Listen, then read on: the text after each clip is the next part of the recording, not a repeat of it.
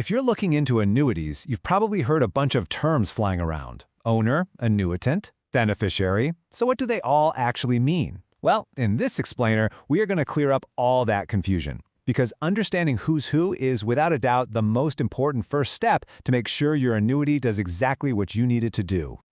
All right, let's jump right in with that big question. When you set up an annuity contract, it's kind of like a play with a cast of characters, and each one has a really specific job that decides how your money is handled and, most importantly, how it's paid out.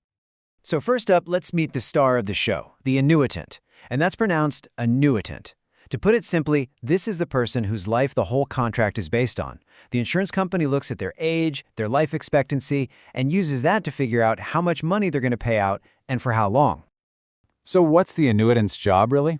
Well, they're the one on the receiving end of that nice, steady stream of income. But take a look at that last point, because this is where it gets really interesting. The annuitant can be the person who bought the contract, or it can be someone else entirely. And that flexibility is a really powerful tool that we're going to talk about in just a minute. Okay, so we've got our main character down, but, they're not the only one in this story. Let's bring out the supporting cast, because even though they aren't always in the spotlight, their roles are absolutely essential. Right, our supporting cast has two super important roles, the owner and the beneficiary. Think of the owner as the director of the movie. They buy the ticket, they call all the shots, they have complete control to make changes. And the beneficiary? They're the one who steps in to receive any money that's left over after the annuitant passes away. And this, right here, this brings us to one of the biggest mix-ups people have with annuities. It's so common for people to use these terms like they're the same thing, but they represent two totally different jobs. So let's make this crystal clear. I love how this slide just boils it down. Think of it like this. The annuitant is the yardstick.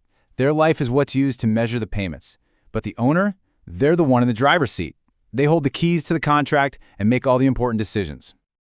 This chart lays it all out, plain and simple. Just look at that financial control row. See that? The annuitant has zero direct control. None. The owner has all of it. And when it comes to picking a beneficiary, that's the owner's job, and the owner's job alone. Understanding this separation of powers is absolutely key. So, you might be asking, okay, why would I ever want these to be two different people? Well, check out this brilliant strategy. Imagine a parent buys an annuity as the owner, but names their adult child as the annuitant. What does that do? Since the payments are based on the child's younger age and much longer life expectancy, you can create an income stream that lasts for decades. It's an incredible way to create a financial legacy. Now let's compare the annuitant to the beneficiary. The huge difference here is just timing. It's all about timing. The annuitant gets the money while they're alive. The beneficiary's role only kicks in after the annuitant has passed away, and that's only if the contract has a death benefit left to pay out. All right, so we've met the whole cast. We know what they do. But here's the bottom line, the real takeaway. Getting these roles right isn't just a technicality. It has huge financial consequences, especially when it comes to control and, you guessed it, taxes. And this is a really important thing to wrap your head around with annuities. Any money the annuity earns while it grows is taxed as ordinary income. Now, that's not the same as the capital gains rate you might see with stocks, which can sometimes be lower. You absolutely have to factor this into your retirement planning. Let's put some real numbers to that to make it clear. Say you invest $100,000, and over time it grows to $150,000. That $50,000 gain, that's the portion that gets taxed as you receive your payments. The original $100,000 you put in, well, that's just your own money coming back to you, so it comes back tax-free.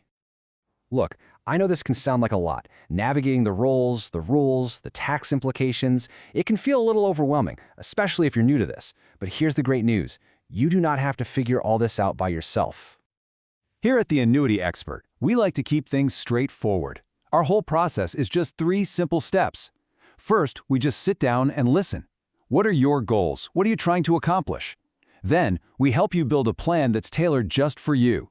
And finally, we're right there with you to put it into action and support you for years to come.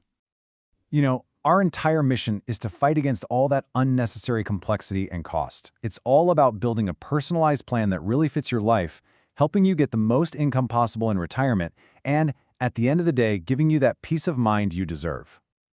So, as we finish up here, I want to leave you with one big question to think about. Is your financial plan designed with the right cast of characters? Are the owner, the annuitant, and the beneficiary all set up in a way that's going to make your financial story a success? If you're not sure about the answer to that question, or you just want to see what your options are, we're here to help. Feel free to give us a call at 770-755-1565 or visit us online at annuityexpertadvice.com. Our advice and our services are always free. We'd love to help you make sure your financial play has the perfect cast for a very happy ending. Thanks for joining me.